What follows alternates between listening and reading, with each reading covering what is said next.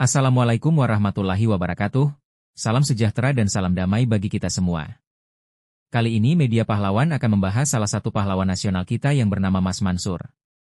Semoga dengan menonton dan mendengarkan video ini dapat menambah wawasan dan pengetahuan kita semua, terutama bagi para adik-adik yang masih duduk di bangku sekolah. Selamat menyimak. Dan jangan lupa klik tombol subscribe, like, share dan komen. Terima kasih. Mas Mansur, ulama dan negarawan. Ulama selaku pewaris Nabi adalah sosok yang sangat disegani umat. Seruannya akan didengarkan dan dipatuhi. Belanda yang mengetahui itu berusaha memanfaatkan jasa seorang ulama setelah sebelumnya mendompleng sekutu dan berniat kembali menjajah Indonesia. Mereka memaksa seorang ulama menyeru rakyat Surabaya agar menghentikan perlawanan. Namun ulama karismatik itu kukuh pada keyakinannya untuk tidak sekali-kali mengkhianati bangsanya sekalipun ia harus dijebloskan ke dalam penjara. Ulama yang teguh hati itu adalah Kiai Haji Mas Mansur.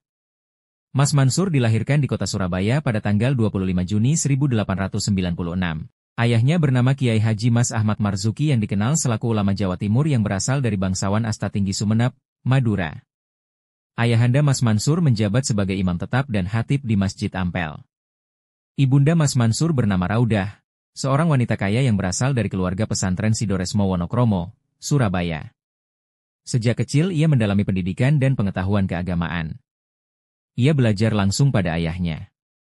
Selain itu ia juga belajar di pesantren Sidoresmo yang dipimpin Kiai Muhammad Taha. Ketika ia berusia 10 tahun, ia belajar agama ke pondok pesantren Demangan, Bangkalan, Madura. Ia berguru pada Kiai Haji Bangkalan untuk mengkaji Al-Quran mendalami kitab Alfiyah bin Malik.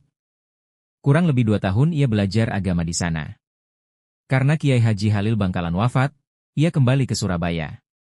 Dalam usia 12 tahun, Mas Mansur berangkat ke Mekah sesuai saran ayahnya. Ia menunaikan ibadah haji serta menimba ilmu pada Kiai Mahfudz yang berasal dari pesantren Termas Pacitan, Jawa Timur.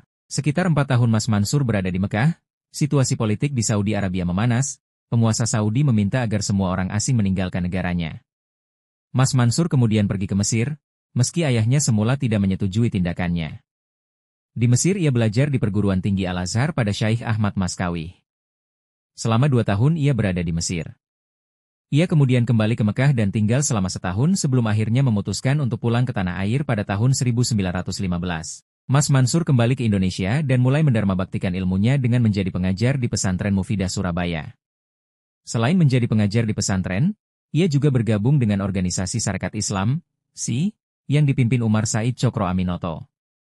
Ia dipercaya sebagai penasehat pengurus besar Sarekat Islam. Mas Mansur juga bergabung dengan organisasi Muhammadiyah pada tahun 1921. Dalam organisasi yang didirikan Kiai Haji Ahmad Dahlan tersebut, sosoknya dikenal sebagai ulama sang berpengaruh dan karismatik hingga dalam Muktamar Muhammadiyah ke-26 di Yogyakarta pada Oktober 1937, ia terpilih menjadi Ketua Pusat Pimpinan Muhammadiyah setelah sebelumnya ia menjabat Ketua Cabang Muhammadiyah Surabaya. Ia kemudian menjadi Konsul Muhammadiyah Wilayah Jawa Timur. Dengan menjabat sebagai Ketua Pusat Pimpinan Muhammadiyah, ia kemudian pindah ke Yogyakarta. Kiai Haji Mas Mansur juga menggalang organisasi-organisasi Islam di Indonesia menjadi satu kekuatan. Maka pada 25 September 1937 terbentuklah Majelis Islam ala Indonesia, MIAI, di Surabaya atas prakarsanya.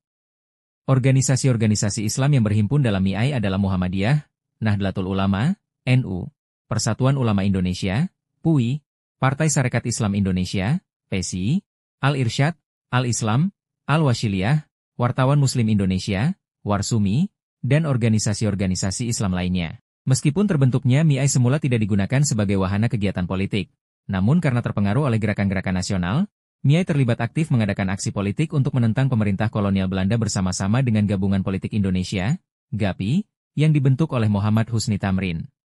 Ketika pendudukan Jepang, Kiai Haji Mas Mansur mendirikan Majelis Syura Muslimin Indonesia, Masyumi, bersama dengan Kiai Haji Wahid Hashim dan Kiai Haji Taufikur Rahman. Jepang yang mengetahui ketokohannya memaksanya untuk menjadi Ketua Pusat Tenaga Rakyat, Putra, yang berkedudukan di Jakarta bersama-sama dengan Soekarno, Muhammad Hatta, dan Ki Hajar Dewantara pada tahun 1942. Terpaksa diterimanya penunjukan tersebut dan diserahkannya jabatan Ketua Pusat Pimpinan Muhammadiyah kepada wakilnya, Ki Bagus Hadikusumo. Menjadi Ketua Putra ternyata tidak sesuai dengan hati nuraninya. Ia kemudian mengundurkan diri dengan alasan sakit pada tahun 1944 untuk kemudian kembali ke kota kelahirannya. Menjelang Indonesia merdeka, Ia diangkat sebagai anggota Dokuritsu Junbi Inkai atau PPK, Panitia Persiapan Kemerdekaan Indonesia. Setelah Indonesia mengumumkan proklamasi kemerdekaannya pada 17 Agustus 1945, Belanda membonceng pasukan sekutu untuk kembali ke Indonesia. Di Surabaya terjadi insiden bendera Surabaya, di mana beberapa orang Belanda mengibarkan bendera Belanda di puncak Hotel Yamato pada tanggal 19 September 1945. Rakyat Surabaya menjadi gusar. Mereka menyerbu Hotel Yamato, menurunkan bendera Belanda kemudian menaikkannya kembali setelah menyobek bagian bendera yang berwarna biru. Merah putih berkibar dengan gagah di atas puncak Hotel Yamato. Sekitar 2 bulan setelah insiden bendera Surabaya, pasukan sekutu datang ke Surabaya di bawah pimpinan Jenderal Malabi. Mereka menyerbu penjara yang digunakan untuk menawan perwira-perwira sekutu dan pegawai RAPY, Relief of Allied Prisoners of War and Internees. Sebagai balasan atas serangan itu, rakyat Surabaya menyerang pos-pos sekutu. Pasukan sekutu merasa kewalahan menghadapi perlawanan arek-arek Surabaya. Kematian Jenderal Malabi dalam insiden di Gedung Internatio Jembatan Merah, memicu pertempuran yang luar biasa hebat di Surabaya pada tanggal 10 November 1945.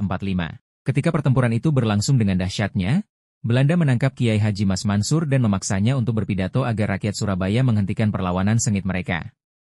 Ia dengan tegas menolak. Akibat penolakannya, ia dijebloskan ke penjara Kalisosok, Surabaya.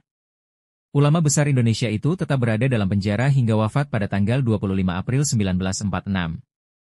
Jasadnya dimakamkan di Gipo, Surabaya. Karena jasa-jasanya yang tidak terkira besarnya kepada bangsa dan negara, pemerintah Indonesia mengangkat Kiai Haji Mas Mansur selaku pahlawan pergerakan nasional pada tahun 1964.